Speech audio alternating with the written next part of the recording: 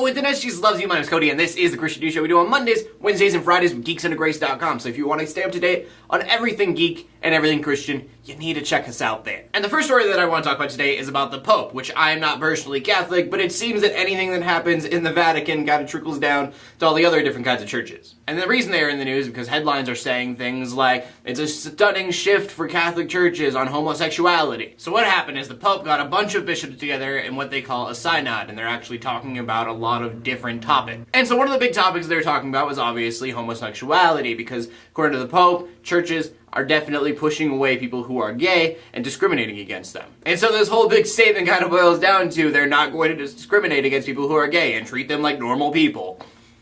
One thing that is kind of a big step, admittedly, is that they didn't say they're just going to accept, but they're also going to try to value sexual orientation within the church, which is definitely a new thing for churches in general. But they did restate that marriage is still between a man and a woman, so I don't see how this is that big of news. Like, it should be kind of bothersome that it's a big shock and awe for a group to go, you know what?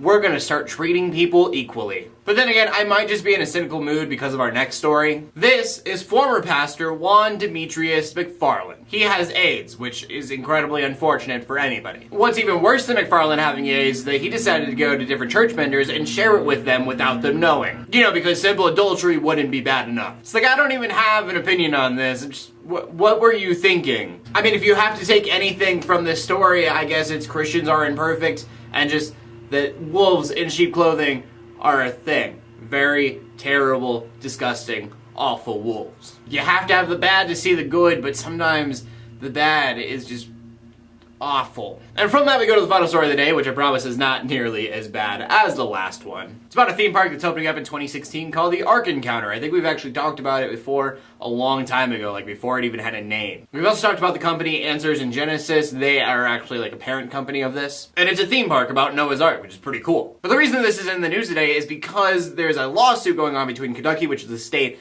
that this theme park is in, and Mike Zofith, I believe I'm saying that right, who is the guy who actually created the theme park itself. See, Mike wants everyone who is working at this Christian theme park to be Christian. And more so, the employees need to believe what Answers in Genesis believes, which is a 6,000-year-old earth and the flood actually being historical. Kentucky saying if you're going to do that, then we're going to take away tax incentives. Reasons apparently being that they're going to be discriminating against people who aren't Christian by not hiring them to do this Christian job. Which is interesting to me because, I mean, if you were working at a church, you wouldn't want your youth pastor to be atheist, but that is a church and they get different tax things, so I really don't know how this is being spun. I don't know very much about tax incentives and how all of that works, but it's very possible that it's definitely legal that if someone is becoming a religious company that you don't get certain incentives for it. But on the other hand, I totally understand that if you have a Christian company, and this is like an entertainment thing, so it's going to be people teaching other people, I understand why you're going to want Christians there and not people who don't know what they're talking about. And so I don't really know who to side with on this lawsuit. According to Mike, it's against his First Amendment because